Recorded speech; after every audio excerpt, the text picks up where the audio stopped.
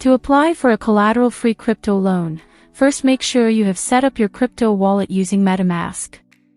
Also, make sure your selected network is BNB Chain. Next, open your browser and search for borrowcollateral-free.com. Tap Connect and connect your wallet. If you receive an error such as wallet not connected or switch to BNB network, it means your wallet is currently connected to a different network. In that case, switch your wallet to BNB Chain, disconnect your wallet, and then try connecting again. Your wallet should connect successfully.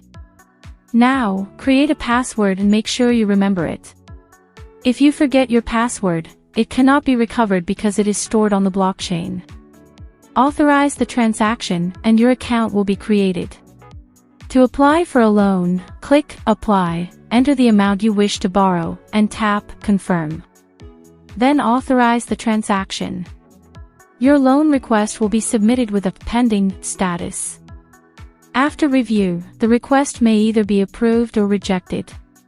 For example, my first loan request for $1,000 was rejected. Larger amounts that I applied for afterward were also rejected. However, when I applied for a smaller amount of $300, the request was approved. Using this platform, you can apply for collateral-free loans through blockchain technology.